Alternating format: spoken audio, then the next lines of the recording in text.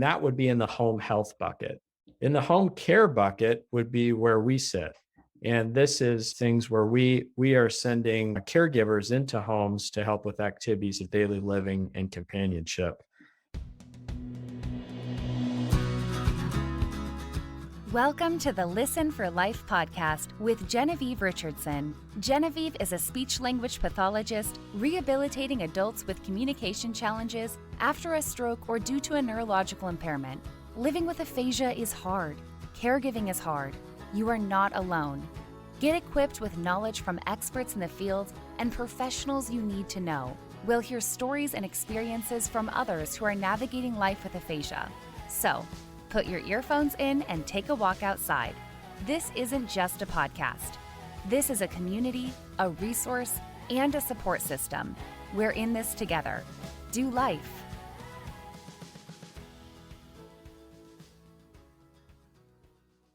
This is Kyle Green. He is with Always Best Care. Is it Home Care Services? Always Best Care Senior Services. Terrific. So I asked Kyle to come on today to talk to us about home care and what a company like his can do for our community when you need a little extra help at home. Kyle, would you start off and tell us a little bit about your company and how you got started? Sure. So we are a home care agency. So we have caregivers. We have a group of about 50 very quality caregivers, and we actually go into homes, assisted living communities, skilled nursing facilities, and independent living communities, and help people with anything from activities of daily living to companionship to light housekeeping. And we got into this, actually, my wife and I own this business, and we got into it just, we had both, my wife was actually in home health for a number of years. And then I have a family history of Alzheimer's. So it just was something that we wanted to do. And I hear there's a story behind how you and your wife came up with this idea to begin with. It is. Yeah, we're kind of crazy people, I guess. We decided to quit our jobs because why not? And we had both been in the corporate world for about 20 years. And so it was the first time we'd ever really had a break. And we decided to so my mom gifted us this 17-foot casita, which if you know what a casita is, it's like a travel trailer. So we hit 17 national parks in about 2 months and kind of came up with this idea because we both really wanted to do this. And by the end of it, we were probably decompressed enough and dumb enough to think that this would be a really great idea to just do on our own. But no, it's been a great idea. And we probably needed to take that 2-month break to really kind of clear our heads and get it to the point where we're actually going to take action. I love your story. I love how you guys went out on a limb. You took a chance, not only for the 2 months and 17 state parks, which I'm jealous, but, coming up with this idea. So we've been in business about a year. Right? And, the thing about this industry is, and there are a lot of people who need help. So it has gone quickly. The amount of people we've been able to help in a short amount of time is kind of incredible. So although we haven't been around that long, we feel like we've been doing this a long time. Neat. Can you talk to us, compare and contrast? What's the difference between what Always Best Care does for home care versus a home health agency?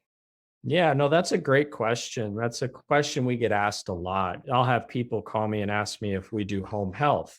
So home health is technically would be anything medically related.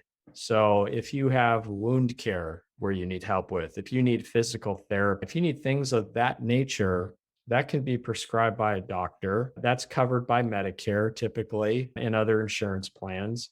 And that would be in the home health bucket. In the home care bucket would be where we sit.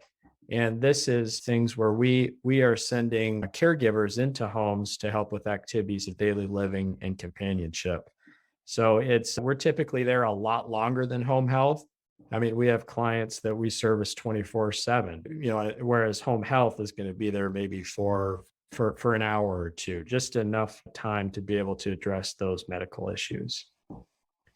What struck me that you said a few minutes ago is that your employees can go into skilled nursing facilities and assisted living facilities.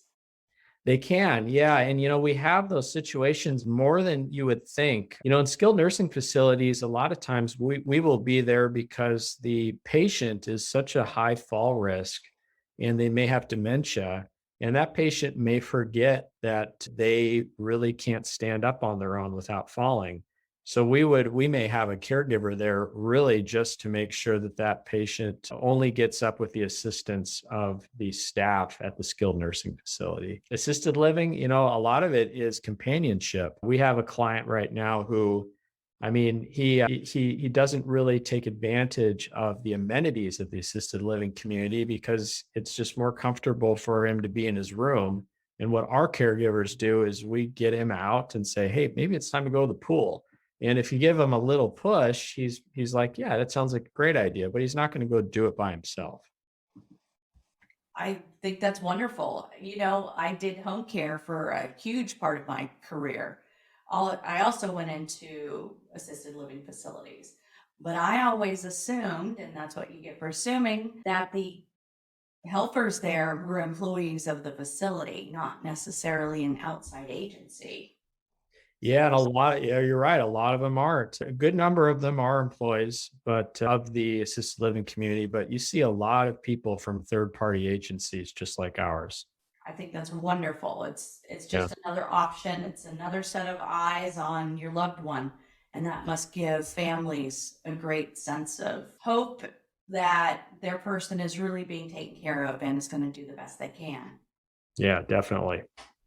What about things like medication management? How does that work? If somebody's in their home and your employee is there as a companion, how does that work? Yeah, no, that's a great question. We get asked that all the time. So, our license, if you are a home care agency in the state of Texas, at least, we can do medication reminders. So, we can't physically administer medication, but we can say, "Hey, Mr. Smith, it's time to take your AM medication." So, we cannot put the medication in their hand or their mouth. They need to be able to physically do that, but we can hand them a cup which would have their medication in it. So a nurse would actually have to administer medication. So that would be something a home health nurse would need to do. Okay. So is that, I would imagine that's something you have to assess for. You probably have a checkoff list when a family is hiring you to come in, or the person themselves is hiring your company to come in. Is there a checkoff list you go through? How do you determine what the needs are and what the boundaries are? Yeah, absolutely. So typically our checkoff list consists of the activities of daily living and then some of those ancillary activities, things like light housekeeping and meal prep and things of that nature. And since the majority of people that we work with take some form of medication, that's always a question to ask, like, okay, well, would they be able to physically take the medication on their own? And usually if it's something where maybe the dexterity of their fingers doesn't work quite as well and they have a hard time picking it up, we tell the family, "Hey, maybe have 7 Dixie cups and put each individual dose in those Dixie cups so it's easy for them to take on their own." And that seems to work most of the time. Yeah. And if a home health agency is in there, if there's therapists in there, in the past, we've always been able to help with strategy. So I love the Dixie Cup idea, whether Right. they're trying to compensate for physical limitations or cognitive limitations. Yeah. Yeah. Right. And home health can help put the medication into pill boxes or the family. And then we can help on actually reminding the client that it's time to take their medication. I love that. One of the things I used to do, it was often the first thing that I would do. I'd work with the nurse regarding medications, teaching the person how to fill their own pill box if they had that language and cognitive capacity, setting them up with a system that the family reinforced and really building their independence. So it's something where home health can really work with your agency to help foster as much independence as possible. Yeah, definitely. We work with home health very often on things like that. Home health and then family members who are actively involved. Wonderful. Talk to me about ADLs. What's the limitation? How much can you help? What, again, what's that boundary? Yeah, so we can help really with just about anything. There's not a lot within that we can't help with. And it just matters it depends on the extent that they need help that we will. So that's really where we are able to figure out, if somebody needs every ADL helped with, if we're feeding a client and bathing a client and doing everything, that's where we can really assess, okay, I know you only said you want 4 hours a day, but this is probably going to take 6 hours a day. So that's really where we come in and we're able to assess just how long we're going to need to be there to make sure that everything we need to do gets done. Mhm. And because you guys are the eyes on the ground, so to speak, where you can really be that go between the person and the family, and your person in the house could tell the family, Mrs. Jones is needing more and more help, or we're needing more hours. It may help them start thinking about what's the next plan. Maybe Mrs. Jones can't Exactly. stay in her house. Maybe she needs that You're next right. level of care. Exactly. Yeah. And we will reassess a client on a regular basis, at least monthly. We reassess. And if we need to, tweak the care plan, we will do that. And then also, like you were saying, that there are cases where, hey, maybe a memory care facility or community, excuse me, may be a better option for this person. And sometimes that's just how, basically how it is, what it comes down to. And, if it is a memory care facility, it may be a situation where a home care aide is in that memory care facility is something that makes sense as well. Can we talk about companionship? What does that mean? What can that entail? Sure. So companionship would be socialization. So I'll give you an idea. So we have a client who's in a skilled nursing facility. She is cognitively mostly there. She's pretty good, but if you're in a skilled nursing facility, that person is really more of a patient. That's a medical type of facility. So she just doesn't get the socialization that she needs. So we have somebody who goes in there 3 days a week, and really what they're there for is to just make sure that she has somebody to talk to. So we just, and it's really that simple. It's because she is constantly going in to talk to nurses are talking to her about her medical condition. Family members come in periodically, but she just doesn't have somebody to talk to about just life. Is there a limitation on mobility? Are your staff trained to do something like a minimum assistance transfer, or making sure the brakes are locked before they get out of the wheelchair? What's the boundary on physical limitations? Yeah, I wouldn't say there's a lot of limitations. I mean, we have a client who's an amputee, so we would help that person get out of bed into their wheelchair and then back into bed as he's mostly bedbound. You know, we have clients on hospice who really need full transfers even in a Hoyer lift. So there, I haven't come across an issue at this point. Quite frankly, a lot of it has to do with the size of the person. If it's a larger person, then a Hoyer lift would definitely be needed. But those lifts are very effective, and even somebody who's bigger is really able to get transferred with a caregiver that knows what they're doing. That's great. I love that there's not a physical limitation. Yeah. What about transportation, getting to and from doctor's appointments? Yeah, so that's a great question. So what we do is typically our clients, they would prefer to be in their own vehicle. It's easier for them usually to get in and out of it because they probably bought the vehicle with that in mind. So usually what we do is our caregiver will drive our client's vehicle. So they'll drive it to whether it's the grocery store, the park, a doctor's office. They can also drive their own vehicle, but we find typically that our clients would just prefer to be in their own car. Also, it kind of makes them feel like they are out in their own car as opposed to, being in a strange car that they've never been into. Okay. And, if I'm imagining myself hiring your company for one of my parents, I would want to know, how do you know that your employee is a good driver? Yeah. So we run a driving check. So that's one of the, obviously we do full background checks, and we actually run 7 different checks. Nice. And one of them is a driving check to make sure that there aren't any excessive speeding tickets or anything that would make it so that person shouldn't be driving a client around. Okay.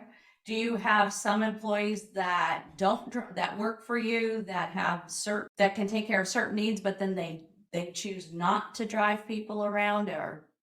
Yeah, we do. That's the interesting part about home care. It's a big puzzle. So there's always we're going to have caregivers who, let's say, they don't drive, or they're allergic to cats, so they wouldn't be in a home with cats. So yes, we that's one of the questions that we always ask when we interview somebody is, do you have a valid driver's license and do you have a vehicle? And we would make sure that if we had a client that wanted us to drive them, that person would have a driver's license and valid insurance. Good. Let's talk about, some families may not want to go with an agency. They might have this preconceived notion that it costs more money and that they can get, the college kid down the street and pay them privately to come in and be with their mom or whatever during the day. Can you talk a little bit about, what do families need to be thinking about hiring an agency, and what are the benefits versus hiring privately? Pros and cons of both. Sure. Yeah. So, first the pros. So a private caregiver, and I mean, so for instance, we have a client right now where she has had the same private caregiver for 9 years, and she's part of the family almost. This gal took care of her husband before he passed. And in that case, we do weekends and nights. And actually we're doing it right now because she's sick. Sometimes you find a great private caregiver. The issue with private caregivers is just this issue. They do want vacations every now and then. They do get sick. And, you wouldn't really have a backup plan if you just had a private caregiver. So things happen, things come up. And if you really need care all the time, and you need care that during those time periods, and that person calls out, you're kind of in a tough spot with private caregiving. So people call us who need care when they need it. Frankly, it is more expensive. And it's more expensive because we're a company, we have overhead, we have full-time people, we're licensed, bonded, and insured. We run 7 background checks. So we are really almost like an employment agency. We bring high quality caregivers in. We hire almost 1 caregiver a day to make sure that we always have high quality caregivers to send to our clients' homes. The other thing with private caregiving that isn't really thought about a lot is, if you are hiring a private caregiver, they are essentially your employee.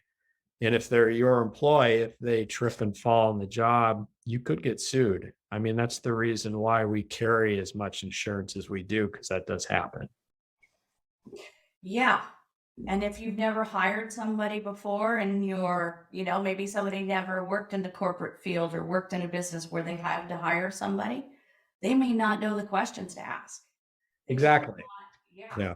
It's a whole other ballgame when you're hiring someone. There's a lot of things that you need to ask and really need to holistically understand who that person is. And it sounds like you and your wife do a great job of locating qualified caregivers and making sure they have the skills and the insurance and everything that is needed for safety. Absolutely, for safety and to make sure that there's going to be somebody there. There is a huge shortage today, frankly, of everything, but especially of caregivers. The caregiving, it's a difficult field. It's tough work. And a lot of people, unfortunately, especially since COVID, have chosen to go outside of the field and do other things. So it's increasingly getting more challenging to find quality caregivers, which really makes the need for an agency just that much greater. Yeah. It's not necessarily worth the effort and the energy, because if you hire somebody privately, you have to fire them too, You possibly, do. or you have to Yeah, you let them do. go, or you have to have those hard conversations. And if you're not comfortable with that, if you've never done it before, if you live out of state, if it's an adult child, hiring that private caregiver for mom and they're located in a different state, I don't think I could sleep well at night with that. So, Yeah, yeah, it's really peace of mind. It's knowing that, okay, well, if we do hire these folks, yes, they're going to probably cost more, but we're going to make sure that they always have care. that's right. Yeah. And that goes a long way for peace of mind. So let's talk about hiring a home care agency like yours. What do families need to know? What kind of questions would you be concerned that they might not ask, that they should be asking? I would ask is does your agency have a care plan? Do they come out and they have a individualized care plan that the caregivers follow? And that does an employee of the agency come out with them on the first day to make sure that they understand that care plan? There are agencies out there that are, basically putting somebody in that position because they're there. And they may not 100% understand the care plan. And if they don't, they're not going to be comfortable with the care that's needed. So you really need to make sure that you've got a very involved ownership group within that agency and that they are the ones, or at least that they've employed people who are doing that, making sure that that caregiver and that client is a good fit. That just makes me think, what if that caregiver is not a good fit? If that caregiver is not a good fit, and I had this situation a couple of weeks ago where we matched a caregiver with a client, and I was there on a Saturday morning to make sure that it all worked, and it didn't. It was just clearly not going to be a fit. And after an hour, I sent her home, and then I was the caregiver that day, or at least until we found somebody a few hours later who could pick up the shift. But you don't want to put somebody in a position it's just not going to work. So that's really where you need to have somebody there. You can't. This isn't a simple business. You can't just put a caregiver with a client just because their hours and their availability works. So you Yeah. talked about the care plan and involved ownership or management that is there to make sure the caregiver and the client fit or work together. What else should they be asking you? It sounds kind of obvious, but when can you start? Because that's not necessarily an easy question anymore. If you need 24/7 service and you need it like tomorrow, that's going to be tough for a lot of agencies to be able to do that. So you need to make sure that the agency can cover it. Because some agencies will say, yes, sure, we Right. can do it, but are they going to put quality people in? And are those people going to be the right people in there? So you need to make sure that you understand exactly who you're getting, particularly in some of those. And then the other thing on there is, if somebody does call out, what's your plan? Do you have a process and a plan in place to be able to staff those shifts if somebody just decides not to go to work? What would happen? And I just think of this from the business perspective, less from a family perspective. I call you and I'm out of state from my parent and I do need that 24/7. And you don't immediately have somebody. I would love to hear what you would say to that person calling in that's desperate, and behind the scenes, what it be like for you to figure out how to get that staffed? I regularly talk with other home care agencies. So I wouldn't say it's not competitive. Obviously, it's a competitive industry, but there's 4 or 5 home care agencies that I will partner with. So if I don't have everybody to fill all those shifts right away, what I'll do is I'll call a partner who I know is good and I know has a lot of staff. And I'll say, hey, I need these spots filled. Do you have people? and we will actually take the case together for at least for some period of time. And it may be only for a few weeks until I'm able to staff the entire case. Or if I can't staff it, I will say, well, this may be a better option. Because really it's about servicing the client. It's about making sure that there's enough care. And the big X factor today is making sure you've got qualified caregivers. So if I don't have them, I'll find an agency who actually does.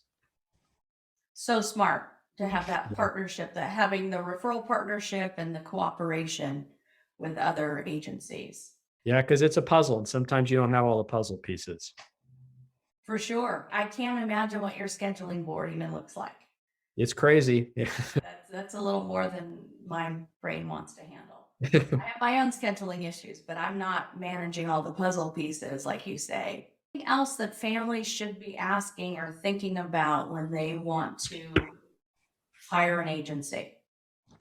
Another one is if the agency conducts supervisory visits, particularly random visits out to clients' homes, because you hope that your caregivers are doing the job they're supposed to do. But if you're sending somebody out there on a periodic basis, caregivers know that someone could pop by just about at any time. And I think that's important, just to keep people honest. Any other insights families need to know? What about for self-advocacy? If I'm the person in my home and I have somebody coming in, would you coach the resident on how to reach out to you if there's a conflict? Because sometimes people don't want to speak up, right? They're uncomfortable with it. They don't want to complain. They don't want to, say anything bad about their caregiver that's coming in. Maybe they like her, 80% of the time, but there's just some things that drive them crazy or whatever the case may be. How do we get the resident, the person that needs the care, how do we get them to advocate and communicate? Sure. Well, particularly if this person doesn't have, say, a family member who's advocating on their behalf, that's when we would get involved. So we, as in my wife and I and our team, just to make sure that, that person who may not have family, because usually a family member isn't going to be shy about telling us if it's not working out. But if it's the actual client and we know that they maybe don't have that family support, it's really a situation where we're going to be there more often. We're going to go there. We're going to check on them more often and make sure that everything is going smoothly. And if there are any apprehensions, we can kind of pick up on it.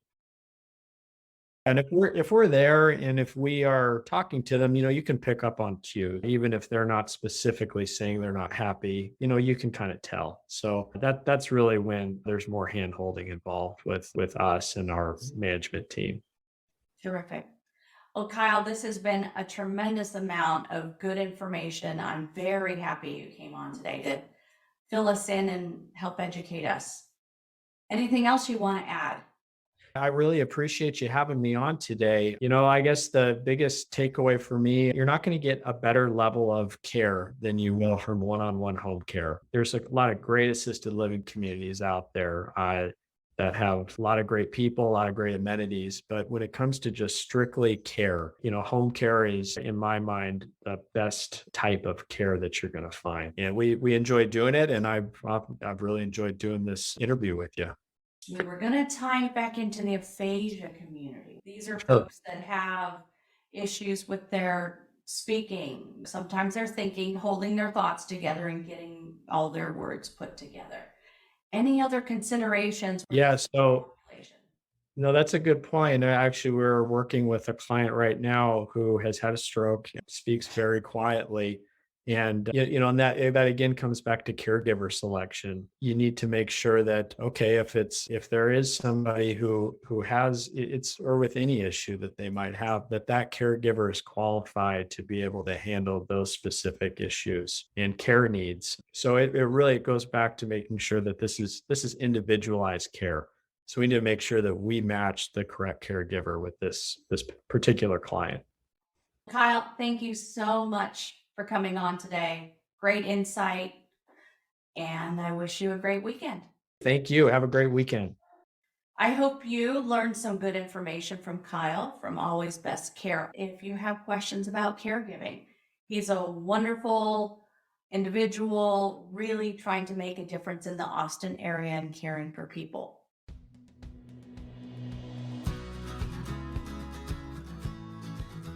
Thanks for tuning in to the Listen for Life podcast. We hope you feel empowered and supported.